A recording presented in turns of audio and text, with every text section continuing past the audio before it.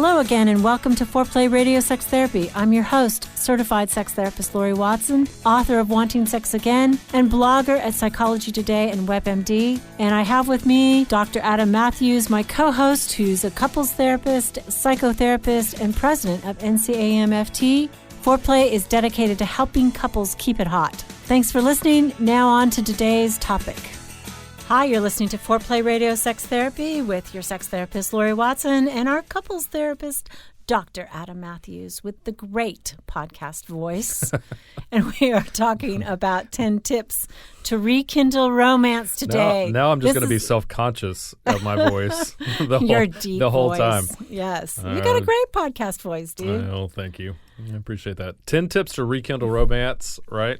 10 of our favorite things that we offer to people to bring it back. What do you mean when you say romance? Well, I think this is an romance ambiguous is term so sometimes. Overrated, right? Ask any woman. Romance is overrated?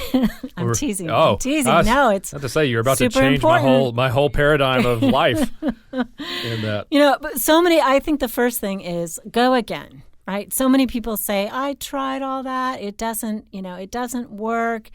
And I would say it does work. Go again. This is about building a culture. It's an investment. It's not a down payment on sex. Oh, wow. Say that again. It's an investment. Too good. It's an investment in a lifestyle. It's not a down payment on, sex for the evening. It's like you have to think about developing this as a culture in your relationship. Right. So romance is not just sexual. No. We don't just mean sex. No, I mean, romance is a feeling of connection and connectedness and special celebrations. Okay. Yeah. All right. So it's the full package. It's the full package, so but do you to think? speak. But I mean, you talk about it in and terms the package later. Oh, but wait. The package now, the package later. Yeah. Right. But do you think that is just for women? No. Like no. romance so that's is one of romance my points. just for women? Romance is not just for women. Like my husband actually loves to be romanced. I mean, he needs like wine and dinner and all that kind of stuff. He loves the connection first. So that's really important. What's your favorite romantic thing that you like? My favorite romantic thing that I like? Yeah. Oh my goodness, here to make me think. My wife bought me a sword one time. That was super romantic. It's kind of this like phallic sort of representation. No, it wasn't. Yes, it is. She Adam. bought me a sword from Lord of the Rings. I thought it was awesome. It was one of the first things she ever bought me. It is phallic, dude. Maybe, but that wasn't what I was thinking. Okay, your big sword. No, okay. I think romance. I think romance for me, and I think for some men, is just that she demonstrates some way that I am desirable to her. That she wants to be around me, that she wants me, and I don't think that's just sexual. I mean, I think there's other ways that she demonstrates that by wanting to do stuff with me, wanting to. I had somebody. I demonstrated this. Well, it's not about my wife, but she's done this before. But I had somebody in my office complaining the other day that she had offered to go to Home Depot with him, and he had turned her down, and he didn't realize. Not your wife. Your wife had not offered to go with a patient to Home Depot. No. It was a couple I was seeing. Right. She said, "I'll go to Home Depot with you." Yeah, and you're like, "That's romantic." Oh, I thought that. Yeah, and when he realized, he thought it was too. When he realized that she was offering because she wanted to be with him. Right. And I think that I just thought that was romantic. Like that she just wanted, You're like easy. she didn't want to You're go to. Totally easy, man. Well, I don't think romance is super hard. Do you think Right. do you think it's hard? Do you think it's difficult? I mean, I think as relationships go on, I think there's things that get in the way. But I don't know that it is. I don't want to spend too much time on this. We want to get into our tips. But I don't think we're talking about romance is not difficult in the sense of you don't have to throw a parade for somebody every time, right? You don't. It's not these big grand gestures like you see. Like you don't have to rent a carriage and you know what I mean. Like yeah, I was thinking of this movie where the guy rented a carriage. That's why that came to mind. But anyway, that's like a grand romantic gesture. And I do think that is one of our tips. Is that actually the small gestures go further than long big gestures. I think that's what people resist. In terms of being romantic. Oh my gosh, it'll cost me money. It'll, I'll have to top that. But I think that it can be the small things. I used to do this marriage retreat, And one of the things that I did on it, we should think about this, Adam, was it was actually the men, this was gendered, but I had them go out while I was talking to the women about oral sex. So I had them go out to the store and make a purchase with $50. Any purchase they wanted, and they brought them back, and we laid them out without names, and the women voted on the best purchase. Oh, wow. And the things that were always voted the highest were a combination of small little gifts. So I think this was in the winter. So somebody brought back, classic stuff like a blanket, chocolate and wine. That was a high rating. Another guy brought back a candy bar, a pair of mittens, those like dollar mittens you get at Target, a scarf. Those sound like thoughtful gifts. It was thoughtful little things. And that was the very highest rated gift. Another guy brought back, a purchase that he knew his wife would like, and it was a $50 purchase, and that was like, meh. Yeah. It's about thoughtfulness. It doesn't cost that much money. Well, I would say that those small things, too, that are consistent. When you're consistent with the small things over time, I think that gets it really helps. It lays that foundation. It's that investment that you're talking about. So tip number 1 is care about the small things, right? Small things are important. What's tip number 2? Okay. Being interested is actually romantic, I think. You talked about time together. I talked about interest is sexy and romantic. A patient told me recently that she married her husband because he was interested in what she was interested in. Everything. He wanted to know her mind. And this was not me, although my husband did this too. He was very interested in me. But I think it was that particularly she said, whatever I was into, he wanted to learn about it. He wanted to know about it. And it was such a turn on. That was both a sexually a turn on and a romantic turn on. It's curiosity. We talked about that before too. Yeah. That's being curious about the other person, asking a lot of questions, wanting to know, wanting to learn about what they are interested in. I heard somebody put it one way too, where he said, I just want to be in the same space as you. I don't care what we're doing. I just want to be in the same space with you. And I think that interest is romantic for sure. Yeah. Well, you talked about also that it's a two-way street, right? That men like romance. And I think one other tip is flirting. I think that goes by the wayside so quickly in a marriage, right? Flirting. People stop the sexual innuendo, the clever, dry humor remark, or you have to be present, I think, in a conversation to have that moment that hits it just right. Yeah, I think couples lose that inhibits their ability to flirt is they lose playfulness a little bit. Playfulness is that flirty behavior between two people, right? I think is helpful, and some people really just need to learn how to flirt. I think a lot of people, myself included, at times in life, don't know how to flirt. What? Adam, do you text your wife like fun flirty texts? I have before. Oh man, I'm going to make you do that when we're done recording. I did not grow up texting, so I am still, but still, like you old thing. Maybe yes, but I think there are times that has to be that's learned behavior. A lot of times, some people I think maybe it comes more naturally too, but it's being charming, it's being flirty is important.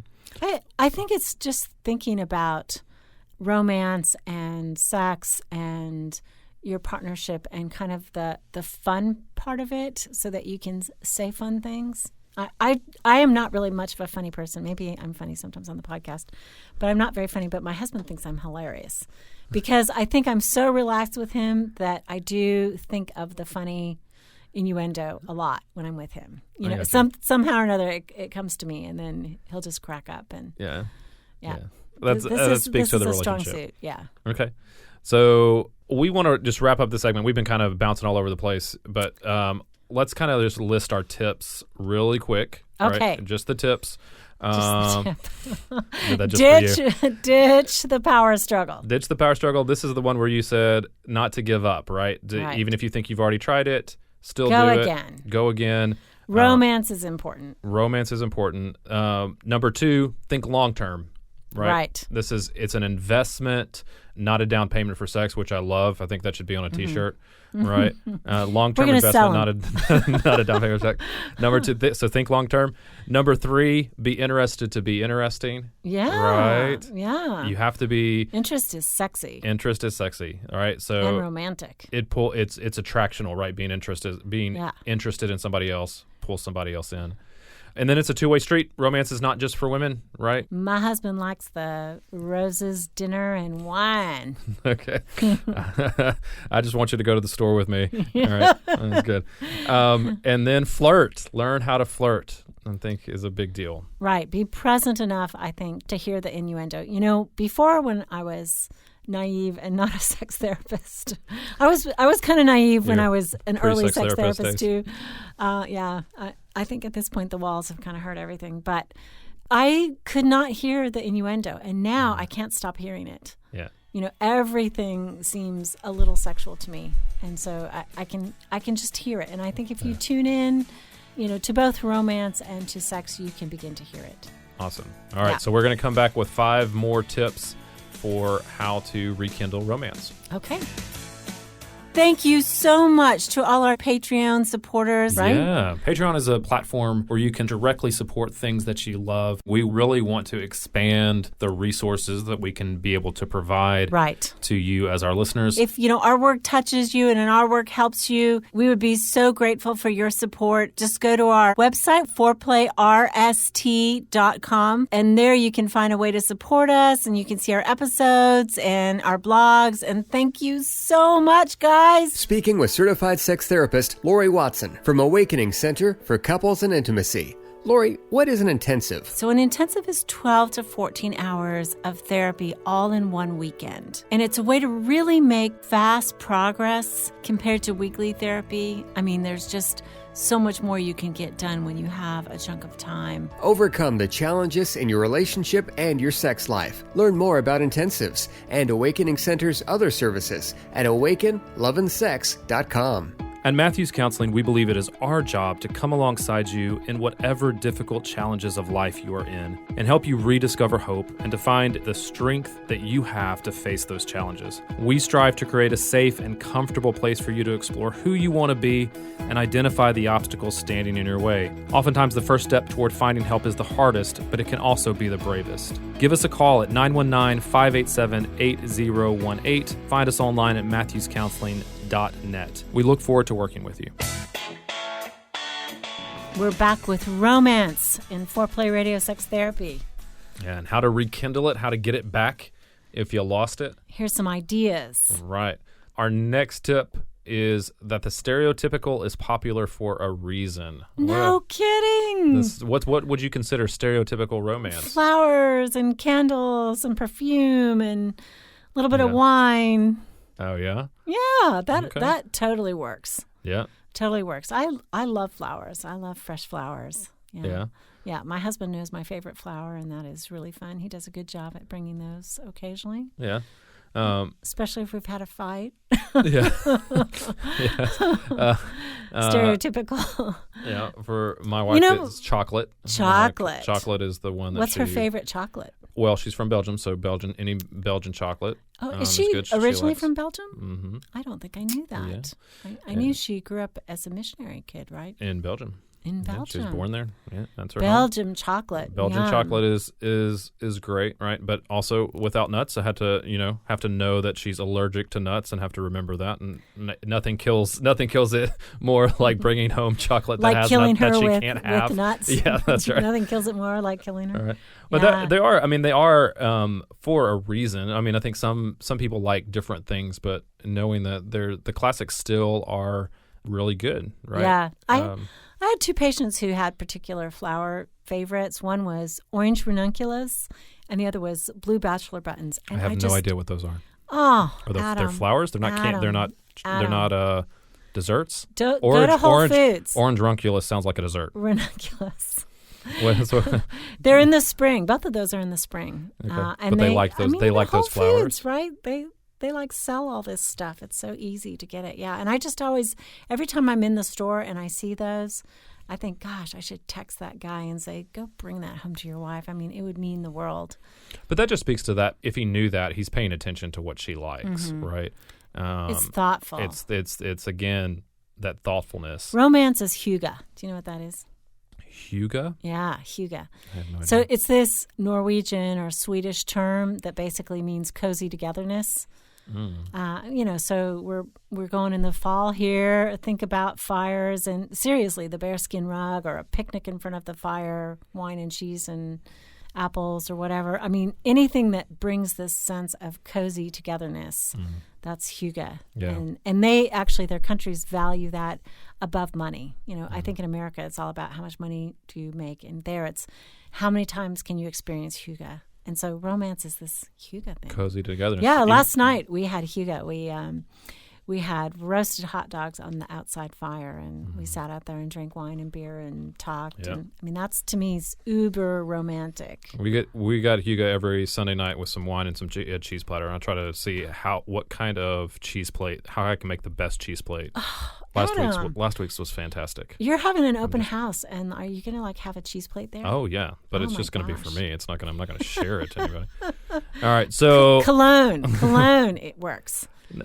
When my husband puts on cologne, man, that is that works for you? Smell. Women are all about smells. Yeah, I'm all about smelling good, but the cologne, man, my wife, every time I put on cologne, no, doesn't work. Oh, it doesn't work for you. No, it's too much. Our producer is shaking her head.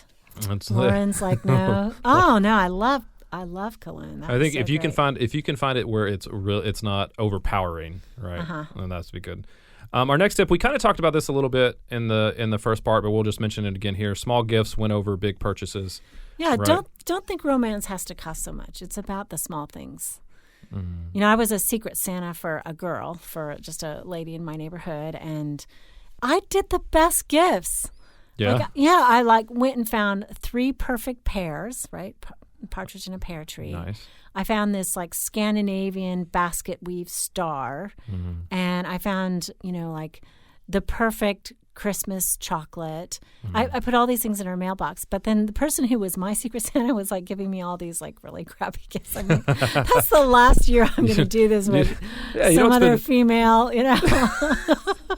Yeah, one of the things that I think my wife still says is the most romantic thing that I did is our first that story. Our first Christmas together, I did the 12 days of Christmas, where I gave her 1 gift on day 1, 2 gifts on day 2, and I would leave them on her. I would leave them on her doorstep. One of them was they got bigger and bigger. One of them was a horseback ride. On the last day, I told her that I loved her. That was the gift on the last day across. Adam. Christmas. Yeah. Man, see, Lauren. My wife is going to hear this, our though. Our producer is totally into it. I think that is so romantic. Yeah. Well, and my wife's going to hear this, and she's going to say, "That was 14 years ago, buddy. What have you done for me lately?" You have something to live up to here. I do. That's and that started big and kind of So and that's the issue, right? Sometimes is people think, well, I did all these grand gestures and I'm done. Yeah, but I think she would I like won it the prize. if I did some small callbacks to stuff that we did. I think she would really enjoy that, and I need to make myself a list here. But I did. My husband loved Ansel Adams, and when we were getting married, I found this poster and had it framed. I mean, I think that was really a romantic thing that I did.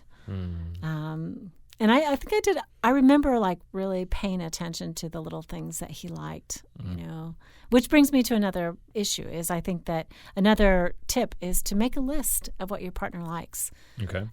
In those days, it was just in my head. These days, I listen to my husband and my kids and my friends, and I keep this little log in Keep. Do you know what the Keep is? It's an app, and it has all sorts of different lists. And then I have the person's name, and just anytime they mentioned a little thing that they like, if we're out shopping or whatever, and they say, this color, whatever, I write it down so that when it comes time for Christmas or their birthday or some little gift, I have a real good idea. Yeah, and I think so. Keeping a list. I think that's a really good. My only thing I'd add to that is just making sure you update that list over time, right? Because people change, their interests change, but I think that's a fabulous way to really start to know another person, because it just communicates interest. If they said something in March and you get them a gift in September that echoes back to that, you've heard them, right? I think that's you remembered.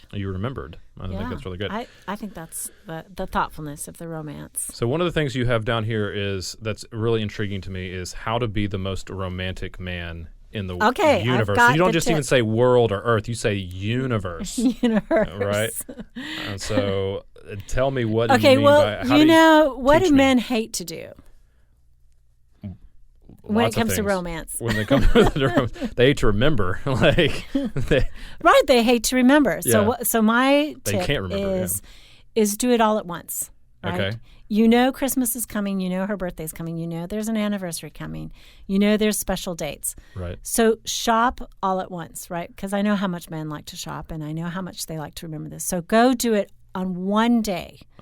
Like break the bank, go get all those gifts, and then go to Target and buy 5 cards. Go to Target and buy bath beads and her favorite candy bar and all these thoughtful little things. Store it away so it looks like you store it at your work, hopefully that is not an office at home.